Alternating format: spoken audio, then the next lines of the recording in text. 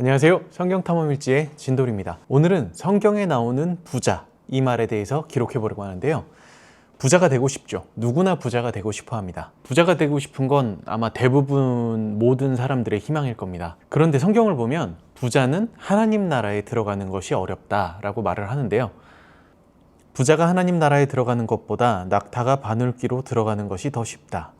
이 이야기는 누가복음, 마태복음, 마가복음에 모두 나와요. 그렇다면 하나님 나라에 들어가기 위해서는 부자가 되는 것을 포기해야 할까? 그런데 이 이야기는 당시 예수님이 계시던 그 당시의 보편적인 생각과 굉장히 반대되는 이야기였어요. 성경이 기록된 이 예수님이 계시던 이 시대에는 부자라는 사람들은 신으로부터 굉장한 사랑과 축복을 받는 존재들이었어요. 그렇기 때문에 부자가 될 수 있었다라고 생각을 하는 거고, 반대로 병에 걸리거나 아픈 사람들은 신으로부터 저주를 받았다, 이들은 죄가 있다, 이렇게 여겼던 그런 시대였어요. 그런데 부자가 하나님 나라에 들어가는 것이 어렵다, 이 말은 당시의 사람들이 볼 때 굉장히 이해가 되지 않는 말이에요. 부자는 신으로부터 축복을 받는 존재고 사랑받는 존재니까 당연히 하나님 나라에 들어가는 게 훨씬 쉬워야 된다라는 이런 보편적 생각을 가진 시대였는데, 그런데 예수님의 이 가르침 때문에 이 제자들에게 오류가 생긴 거예요. 마치 이때의 제자들처럼 우리도 부자라는 것에 대한 보편적인 가치관, 보편적인 생각이 있습니다. 이것 때문에 지금 이 성경에 나오는 부자는 하나님 나라에 들어가기 어렵다, 이 말이 이해가 안 되는 거예요. 저도 그렇게 생각하고 많은 사람들이 그렇게 생각하는 보편적인 부자라는 가치는 부자는 잘 산다, 이거예요. 하지만 부자는 잘 산다라는 이 가치는 서로 다른 말이에요. 부자라는 말은 소유가 많다, 재물을 많이 가지고 있다, 이런 것을 뜻하고, 잘 산다라는 것은 삶의 자세가 바르다, 이것을 말하는 건데, 그런데 우리 사회에서는 부자는 잘 산다 라고 생각하기 때문에 이 성경 말씀이 이해가 안 되는 거죠. 부자의 기준과 가난함의 기준이 서로 가치관에 따라 다르겠지만, 부자여도 잘 못 사는 사람이 있고 가난해도 잘 사는 사람이 있습니다.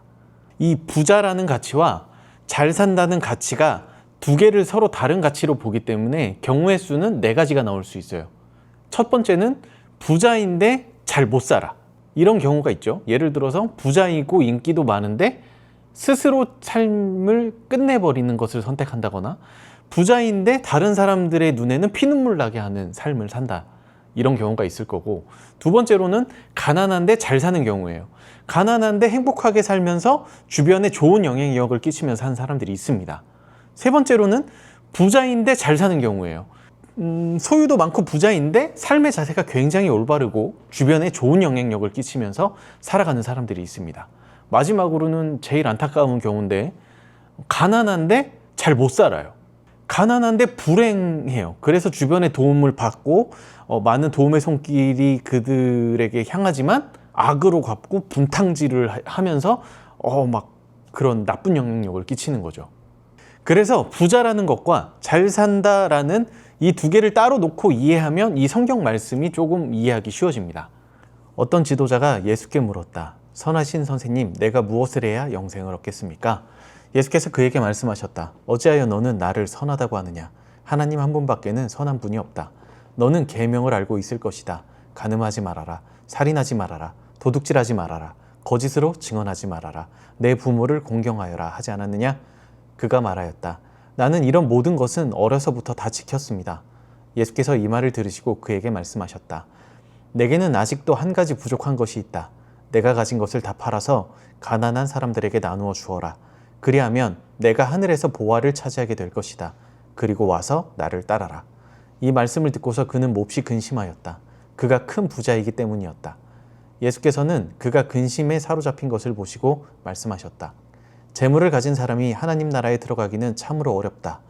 부자가 하나님 나라에 들어가는 것보다 낙타가 바늘귀로 들어가는 것이 더 쉽다. 이 말씀을 들은 사람들이 말하였다. 그렇다면 누가 구원을 얻을 수 있겠습니까? 예수께서 말씀하셨다.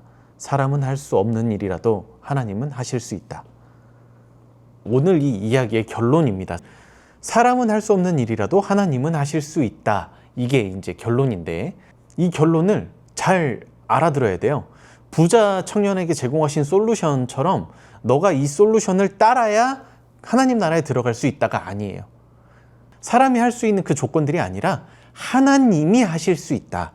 하나님이 하시는 거다라는 이야기예요. 그렇다면 이것을 두 개를 나눠 놓고 봐야 돼요.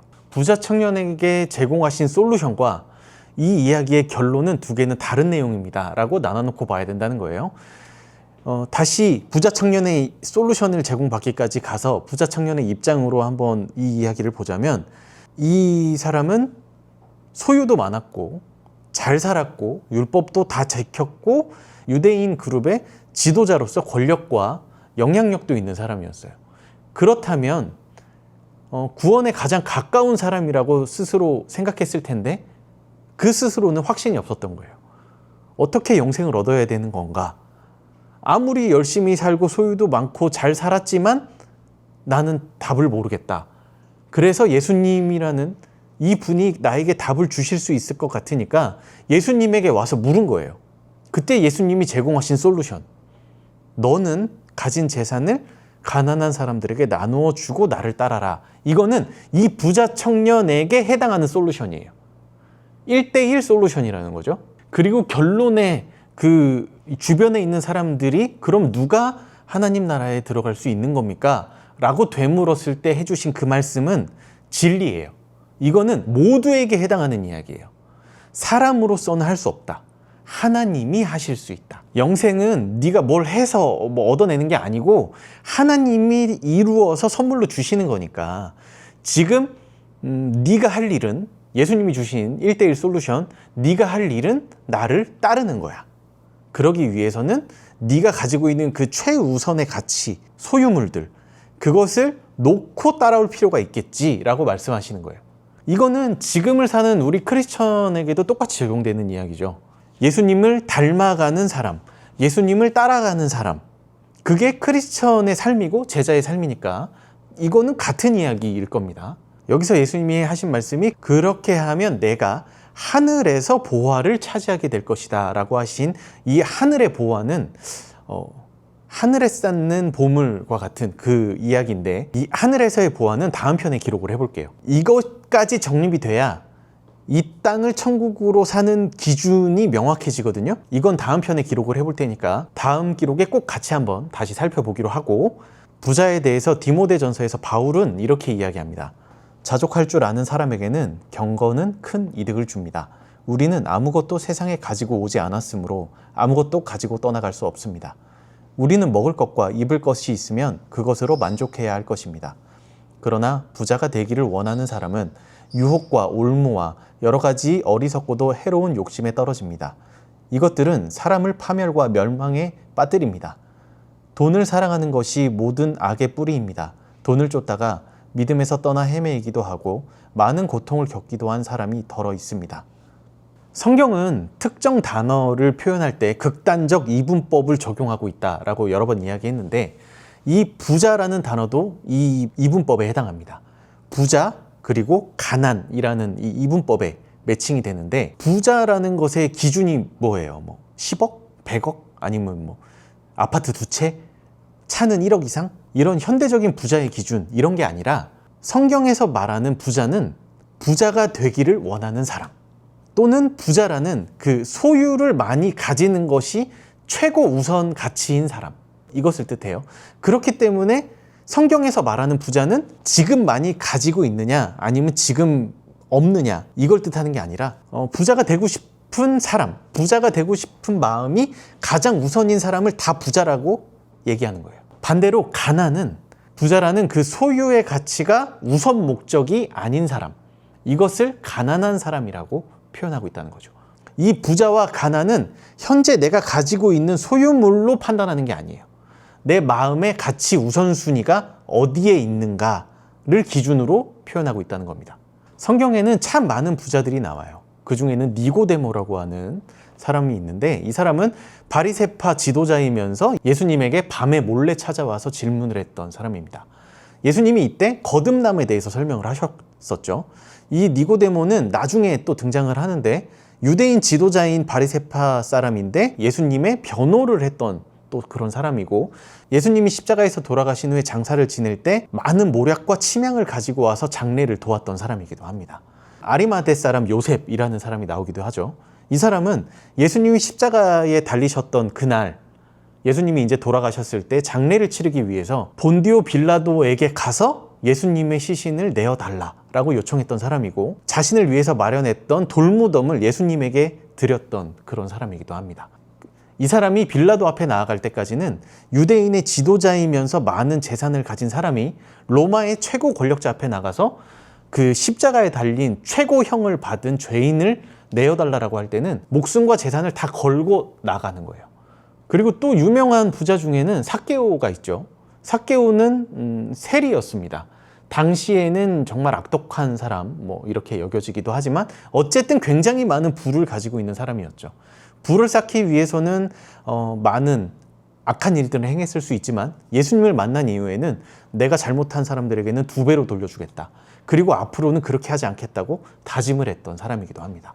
그리고 마가 요한이라고 하는 사람이 나와요. 이 사람은 마가복음을 기록한 저자인데요. 이 사람이 또 등장하는 단어가 마가의 다락방, 최후의 만찬이 있었던 그 건물을 가진 집안의 자녀입니다.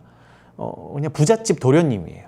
근데 이 사람이 사도행전부터 바울의 편지 여러 곳에 나와요. 마가복음을 기록하기까지 했죠. 과연 이 사람들이 단순한 부자라는 이유로 하나님 나라에 못 들어갔을까요? 구원을 받지 못했을까요? 물론 저는 알 수 없지만 성경에 기록된 것들로 생각을 해보자면 이런 사람들은 앞서 이야기했던 부자여서 하나님 나라에 들어가기 어려운 그런 사람들은 아닐 거예요. 우리 크리스천들에게 이 잘 산다, 이것에 대한 최고의 가치는 예수님을 닮아간다, 이거겠죠. 그런 우리에게 이 땅의 소유가 제일 우선되는 삶의 가치라면 하나님 나라? 그것은 당연히 굉장히 먼 이야기일 겁니다. 그렇다면 지금 나는 하나님 나라와 가까이 있을까요? 멀리 있을까요? 이것에 대한 가치를 부자와 가난함이라는 단순한 보편적인 생각에 가둘 게 아니라 성경적 부자 그리고 성경적 가난이라는 이 단어가 가진 의미를 잘 알고 성경을 읽고 지금의 삶에 적용해서 예수님을 닮아가는 삶을 살아가는 게 중요하지 않을까, 그렇게 생각합니다. 오늘의 기록은 여기까지입니다.